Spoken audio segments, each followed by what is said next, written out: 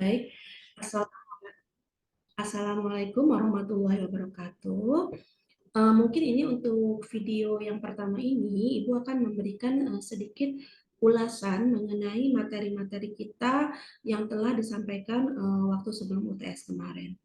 Kenapa Ibu ingin menyampaikan kembali, yaitu supaya kalian bisa mengingat kembali poin-poin penting yang nantinya itu akan berpengaruh terhadap langkah-langkah analisis yang akan dilakukan, analisis data. Maka sebelum kita punya data, maka kita perlu menyusun sebuah kuesioner terlebih dahulu. Ibu telah sampaikan sebelumnya bagaimana cara langkah-langkah untuk pembuatan kuesioner. Tentunya pembuatan kuesioner, pertanyaan-pertanyaannya harus kita buat sesuai dengan dasar teori atau literatur-literatur yang telah mahasiswa semua baca, gitu ya. Kemudian kita susun kuesioner. Ketika kita menyusun kuesioner, setelah kuesioner itu jadi, dikonsultasikan dengan pembimbing dan sebagainya macamnya, apabila kuesioner tersebut baru kita susun, belum pernah dipakai di penelitian sebelumnya, belum tervalidasi, maka kita harus melakukan uji validitas dan uji reliabilitas pada kuesioner tersebut. Ya, misalnya kalian membuat kuesioner sebanyak 20 soal. Maka lebihkanlah kuesioner tersebut, mungkin dilebihkan menjadi 25 soal gitu ya. Karena apa? Karena dari soal yang kita buat itu mungkin ada soal yang tidak lulus uji validitas reliabilitas ya, sehingga tidak bisa dimasukkan pada kuesioner kita. Jadi kalau kita buat soal, kita akan uji validitas reliabilitas, maka wajib kita lebihkan jumlah soal itu dari jumlah soal yang kita inginkan. Seperti itu ya. Kemudian lanjutkan dengan uji validitas dan reliabilitas menggunakan statistik SPSS yang nanti step by step uji validitas dan reliabilitasnya akan Ibu share linknya di caption di bawah ya, di deskripsi di bawah. Oke, nah sekarang kalau kalian bisa sudah ketika buat proposal, sudah membuat kuesioner gitu kan, kuesioner sudah diajukan dengan pembimbing, sudah ada masukan dari pembimbing, kemudian kalian nanti membuat uji validitas dan uji reliabilitas gitu ya, kemudian sudah tahu pertanyaan-pertanyaan mana yang sudah valid dan reliabel, maka itu baru sah untuk dijadikan alat ukur untuk penelitian kita. Ya, bagaimana sih siapa yang akan jadi sasaran uji validitas dan reliabilitas, yaitu sasaran subjek yang akan menjadi sasaran penelitian kita. Misalnya sasaran penelitian kita anak usia dini, misalnya ya udah berarti kita melakukan uji validitas dan reliabilitasnya pada anak usia dini. Gitu, kita sebarkan kuesioner tersebut, kemudian nanti kita uji hasilnya. Data yang kita dapat itu nanti bisa kita uji, gitu ya. Nah, kemudian kalau misalnya kuesioner tersebut sudah kita berikan kepada anak usia dini, tentu kita akan mendapatkan data jawaban-jawaban dari sasaran yang menjadi tujuan penelitian kita. Nah, jawaban-jawaban itu yang sebagai langkah awal akan kita olah, akan kita uji validitas reliabilitasnya, sehingga nanti kita tahu pertanyaan-pertanyaan mana yang sudah valid dan reliable yang bisa kita ajukan kepada sasaran penelitian kita.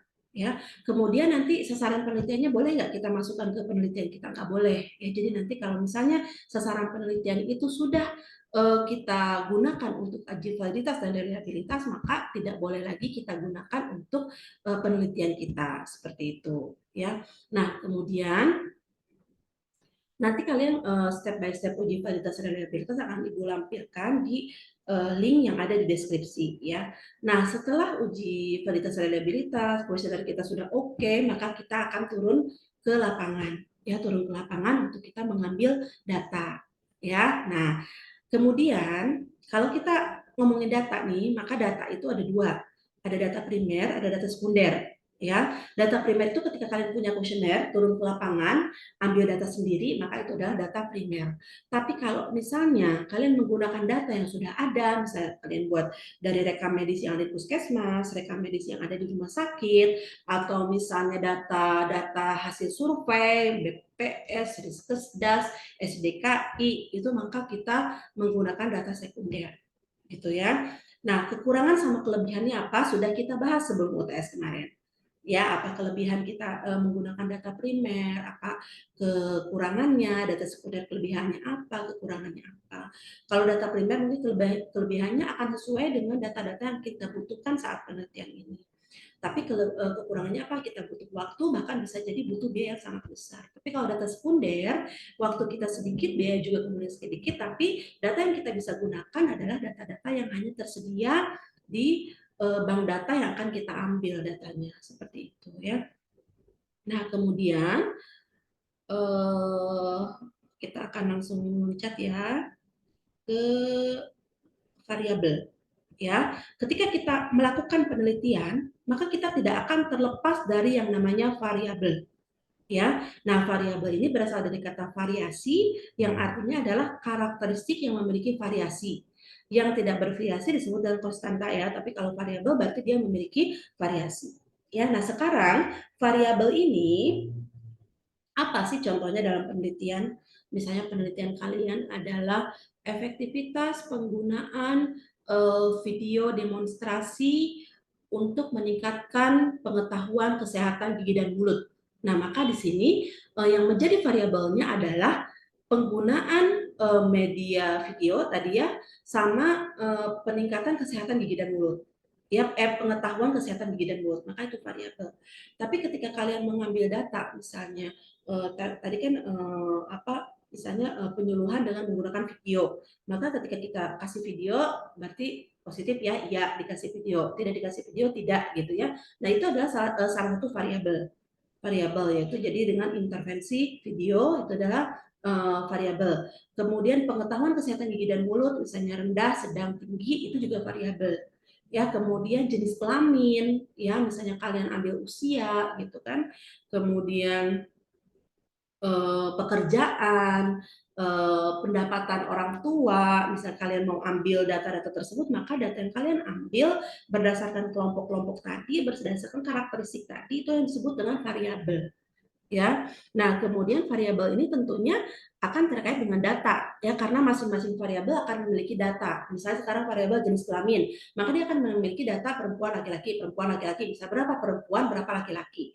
Variabel umur, maka dia juga akan memiliki rata-rata umur berapa. Atau kalau kita umurnya kita kategorikan, maka rata-rata umur anak, remaja, tua itu ada berapa, gitu ya. Jadi ini terkait dengan data kalian nanti. Kenapa kalian harus tahu variabel? Karena nanti jenis variabel ini akan menentukan analisis apa yang akan kalian gunakan untuk menganalisis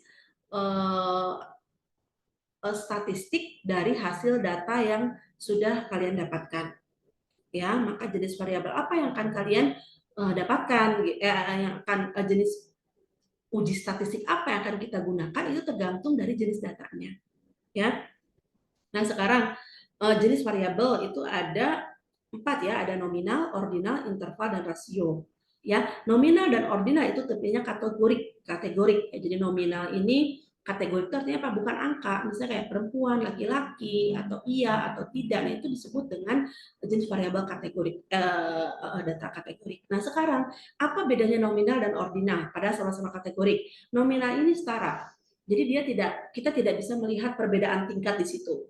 Contohnya apa? Jenis kelamin laki-laki perempuan itu kan setara ya. Nah, kalau kalian ambil jenis kelamin untuk variabel penelitian kalian, maka variabel jenis kelamin ini disebut dengan data variabel nominal gitu. Nah, kemudian bedanya dengan ordinal apa? Kalau ordinal, walaupun dia tidak dalam bentuk angka, tapi kita bisa melihat perbedaan tingkatnya.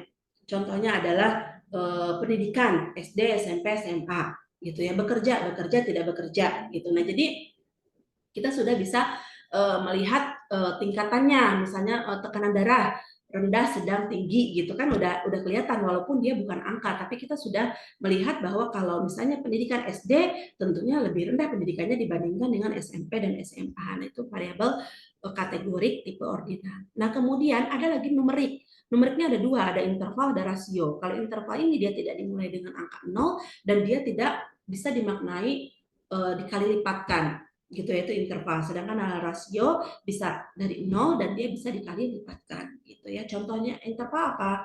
OHIS ya, skor OHIS, skor DMFT, skor IQ, nah itu termasuk interval. Kalau rasio contohnya apa? Berat badan, tinggi badan gitu ya. Misalnya sekarang berat badan si A 30 kilo, berat badan si B 60 kilo, maka kita bisa bilang bahwa si B ini 2 kali lipat berat badannya dibandingkan si A gitu. Jadi si A ini kalau ada 2 orang yang sama-sama 30 kilo, maka dia akan sebanding dengan yang 60 kilo tadi gitu ya. Jadi kalian harus camkan baik-baik jenis data ini. Ada data kategori, yaitu nominal dan ordinal, dan ada data numerik, yaitu interval dan rasio. Itu ya, kalian harus bedain, tadi udah jelasin beda antara nominal, ordinal, dan interval sama rasio. Gitu ya.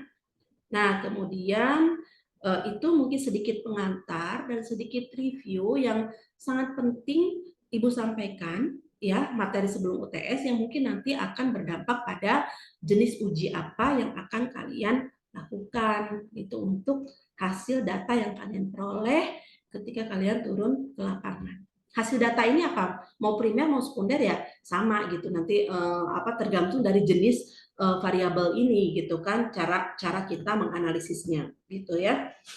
Tapi biasanya kalau di sini data yang digunakan itu adalah data sekunder, data primer ya, jadi data kalian benar-benar memang turun ke lapangan atau survei ke lapangan seperti itu ya. Jadi tolong pahami baik-baik terlebih dahulu sebelum nanti kalian maju ke analisis data selanjutnya. Tahap pertama, ketika kalian membuat proposal, kalian sudah sampai ke bab 2 literatur review, maka di situ kalian harus sudah bisa mengambil sari-sari intisari kira-kira apa yang akan aku ajukan nih untuk di kuesioner nanti. Setelah kalian menyusun pertanyaannya dengan baik, konsultasikan dengan pembimbing, setelah dikonsultasikan, kemudian diuji validitas dan reliabilitas terhadap sasaran penelitian kalian. Disebarkan dulu, dibikin pertanyaan. Misalnya jumlahnya 15 orang gitu ya. Nah, nanti data yang kalian dapatkan, itulah yang akan diuji validitas dan reliabilitas. Ya, setelah kita uji validitas dan reliabilitas, berarti kuesioner kita sudah oke, sudah bagus untuk kita gunakan di dalam penelitian kita. Maka kita mulai ambil data untuk penelitian kita, ya sesuai dengan langkah-langkah pengambilan data yang telah diajukan di penelitian kalian, yang nanti ini akan diterapkan lebih lanjut pada metodologi penelitian. Setelah kalian mengambil data, maka data itulah yang akan kita analisis. Ya, data itulah yang akan kita analisis. Ya, nah untuk menganalisis data, baik pada data univariate analisis maupun bivariate analisis, kita harus tahu dulu kategori dari variabelnya. Univariate analisis itu apa, bivariate itu apa, nanti akan Ibu jelaskan pada video selanjutnya. Ya.